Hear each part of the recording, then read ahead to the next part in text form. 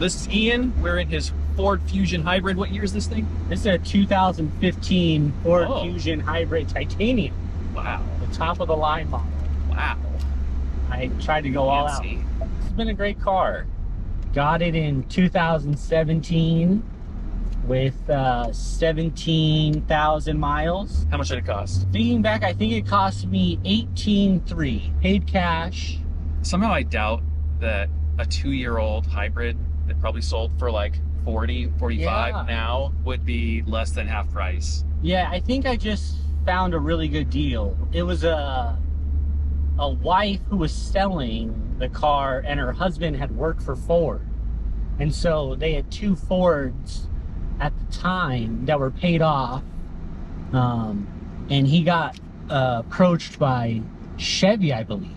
Oh, he's getting poached? Yeah. Wow. And so they were selling the cars because they were going to get 2 new cars from Chevy when he started working there.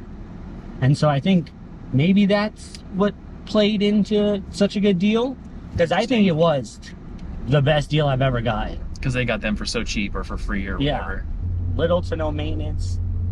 146,000 and some change. And I'm still on the first set of brake pads, the original brake pads. Yeah. I guess with the hybrid, you've got that like regenerative braking that is essentially engine braking, right? So you're not really using the brakes that much. It's been great. Like, wow. I just, really impressed with the car. Very comfortable on the interior. I think today in 2022, this car makes a lot of logical sense. Like gas prices just shot up, comfortable, you drive a lot for work. I understand all that. But you also came from a Fiesta ST, which is like... I miss that car. It's like the opposite of this car, because it's really is. Tiny, aggressive, manual, turbo. Premium gas, just more maintenance, more mods. Yeah, I miss that car a lot. I mean, what made you go from this very aggressive, small car to like this mid-sized, quiet hybrid with a CVT? Insurance. And in the sense that my Fiesta was totaled by me getting rear-ended, and insurance did not want to pay me what a Fiesta ST was really worth at the time. And going back and forth with them, it was so terrible. I think I bought the car a year and 6 months before the accident for $23,000, I believe. And in the end, insurance cut me a check for $14,300. So it wasn't the insurance premium is cheaper for this car than the sporty car. It was that they just didn't pay me out for my totaled Fiesta and what I could put with that cash with what I had on top of my own, because I'm not going to finance another car again. It was fun for the Fiesta. You know, that was my first finance car, but I'm trying to change my mindset on that and just fully paid cash. And this is the nicest car I could afford. It just so happened to be the rental car that I got.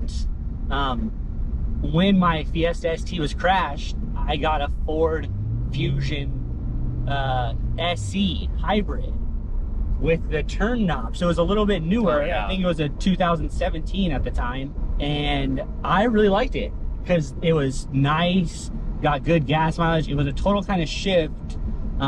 And I found one that I could afford.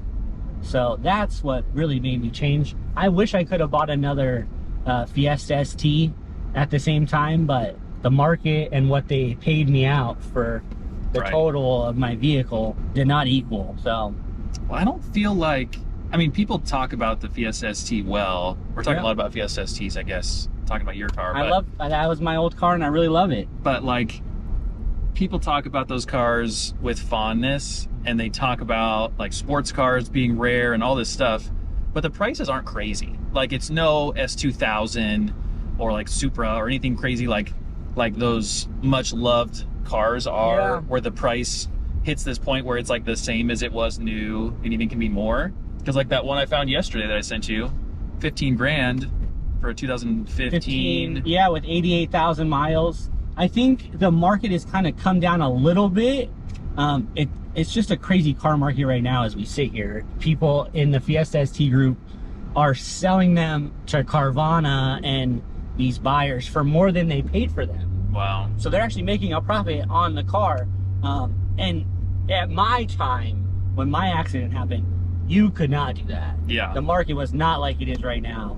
And so, you know, I really looked. But if I wanted to buy another Fiesta ST, even a 2015, in 2017 at the time, with my kind of mileage and everything, it was low 20s still.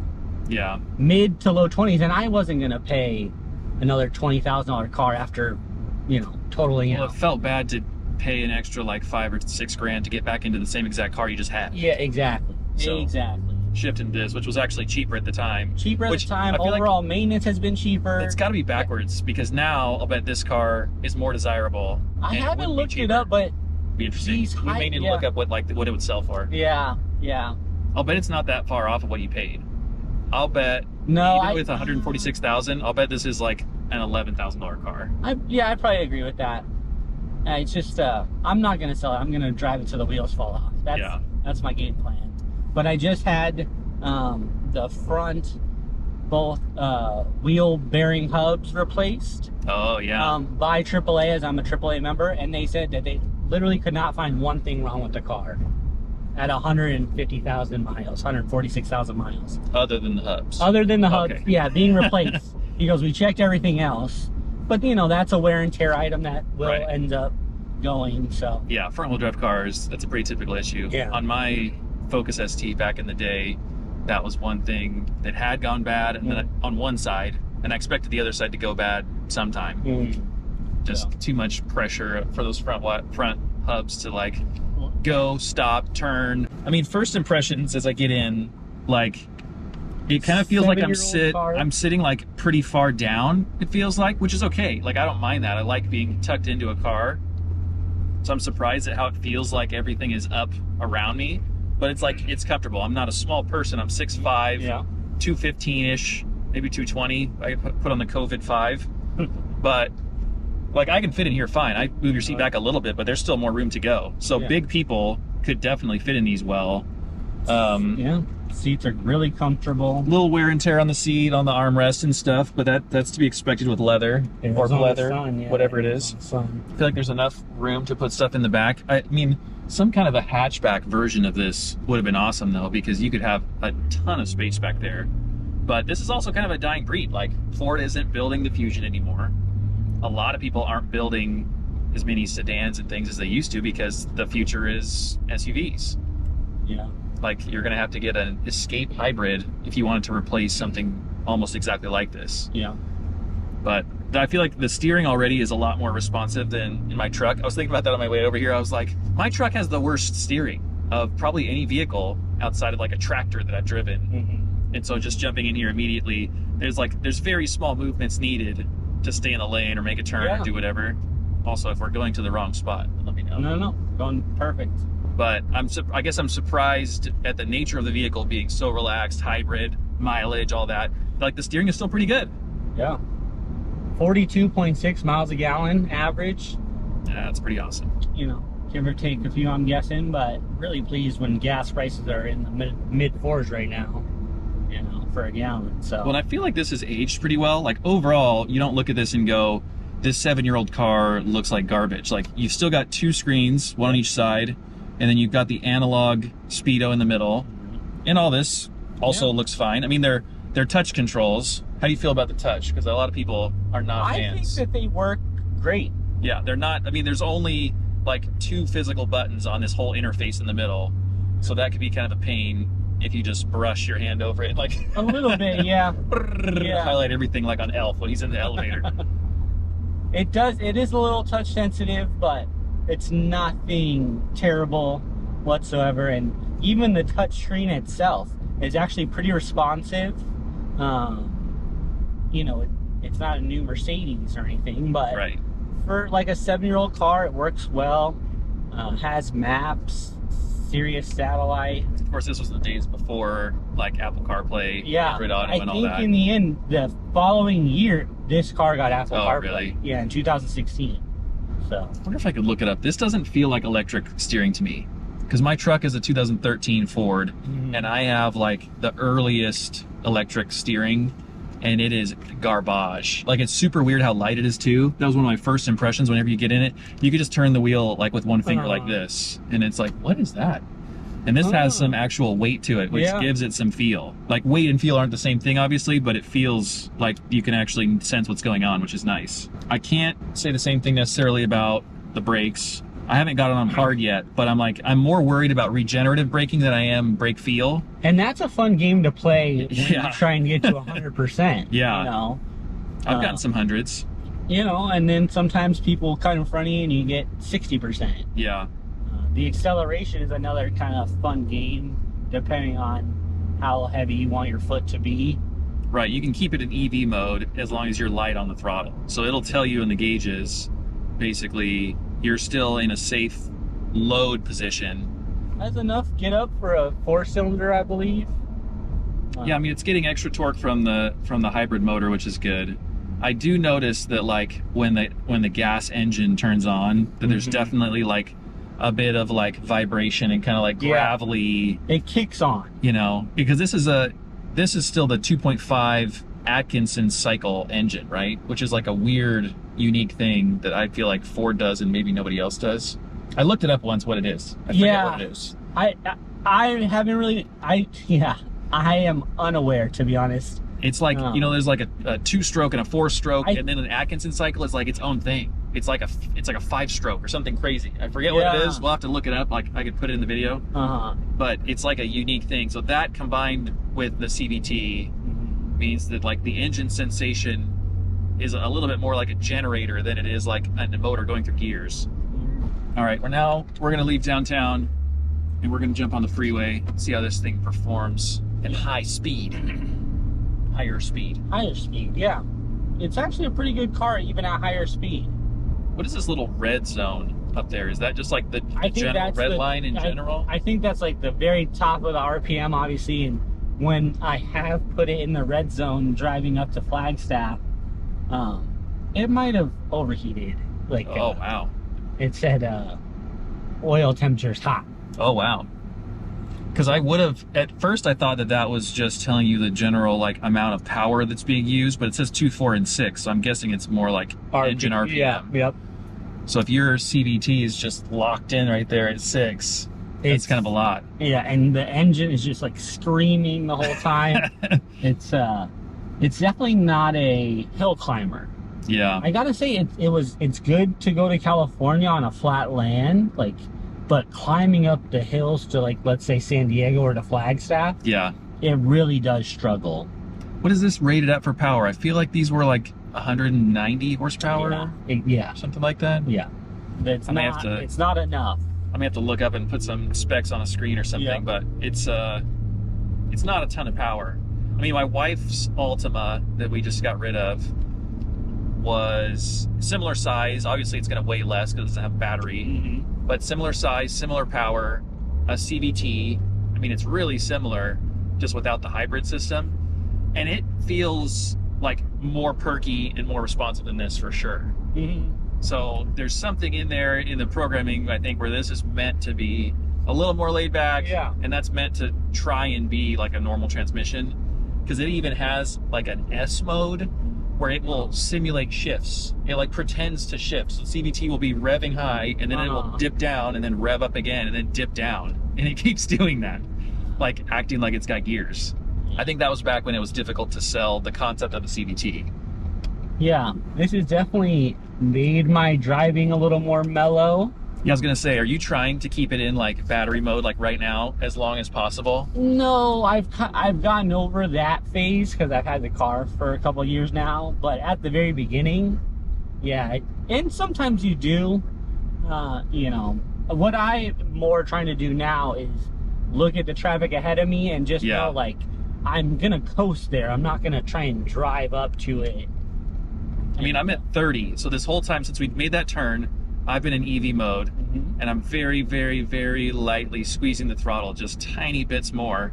I'm up to like 33, 35, I mean, 35 in EV mode is probably not something that they advertised, but it's 100% possible because I'm doing it. You can do it on the freeway too at 65, 70. I mean, I think it's based on load. It's not based on necessarily like any other factor. It's got a certain amount of output that it can do. So as long as you're under that, oh, there the engine kicked on. I got up a little bit above 35 before it kicked on. Yeah. Just on flat ground. I like the steering wheel. It feels plenty big. Yeah. If anything. They're comfortable. It's got some nice little contours here where your thumbs can fit in. Not that it's really like a two-hand driving situation in a hybrid, but it's comfortable enough to where I feel like you could go cross country and feel right.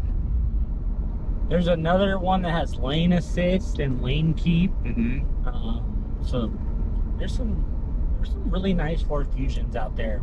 There's I could be wrong, but I think it's a platinum that it's embroidered white with stitching, like diamond stitching on the interior. Fancy. It was really fancy. So if you replace this car, I'm getting another one. Another Fusion hybrid? Yeah. Wow. I'm just going to try and get the newest one that I can. The last model year of them, which was, what, 2020 or something like that? I believe so, yeah, 2020. And just try and find the lowest mileage, highest trim. Yeah. One I can afford. But wonder how long Ford will keep making parts for all these cars that they've now stopped producing. Well, you have to think it's a Fusion, and that was one of the best-selling cars for Ford. I mean, you see a Fusion everywhere. Yeah. So there has to be either parts in the junkyards or parts on shelves. There's going to be parts for a while. Yeah. I mean, a lot of their cars share parts too. Yep. But I wonder if they're still making like a Mondeo or something overseas to where maybe there's some cross compatibility, but that'd be expensive. Well, hopefully you don't need to source a bunch of parts. No. You're not keeping this for a classic car. You're just going to drive it. So I'm just going to drive it into the ground.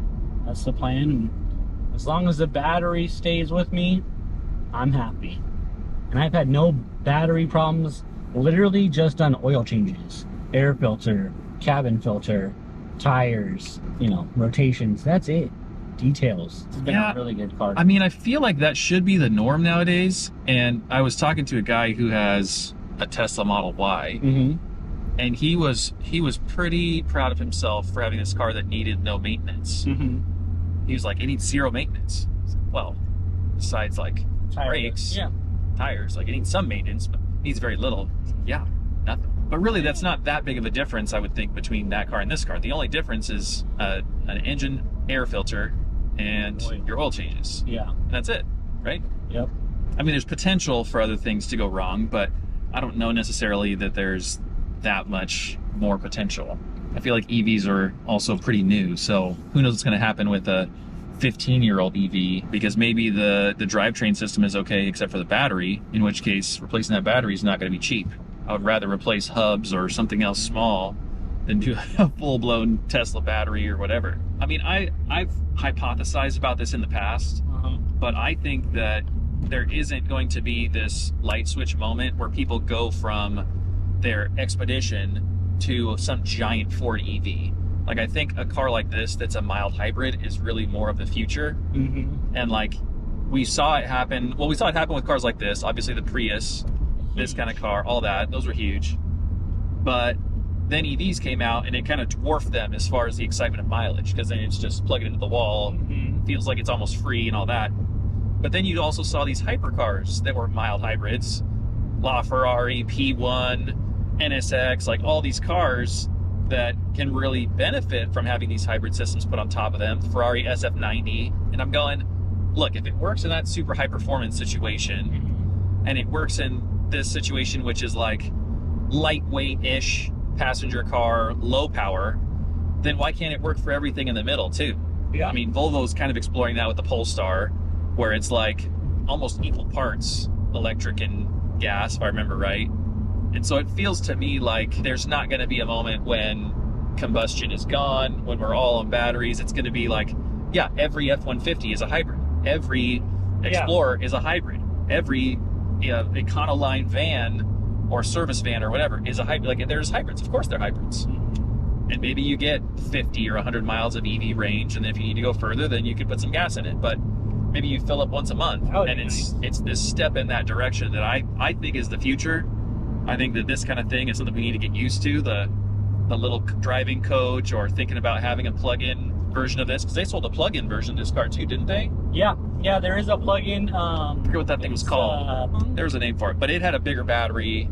Yeah, you have no trunk space in that thing. Right, decent. I mean, I think for a lot of people, that's the best of both worlds, because your day-to-day commutes back and forth to work can be pure EV. You get all the benefits of the EV, and then if it's road trip time, then you go, that's fine. We get 700 miles in a tank, so we'll go on the road trip. Like, it's not a big deal. Yep. Yeah, it's nice to get 600 miles in a tank. Yeah. I think there's some anxiety around people seeing like internal combustion engines disappear and wondering, hey, there's not another charger network like Tesla right now that's that reliable, that prevalent, that fast. It's going to be an issue. What are we going to do?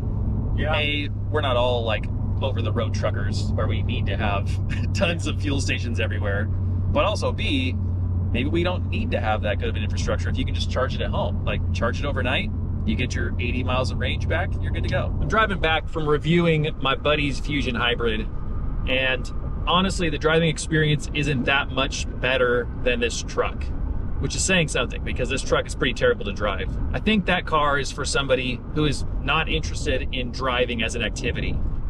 The luxury of it is that you're insulated from everything out there, including the car. You are just this passenger who is being transported, but there's no involvement on your part, or there's nothing that's being asked of you, because that's not what you want if you buy that car. Different strokes for different folks. The thing is not for me.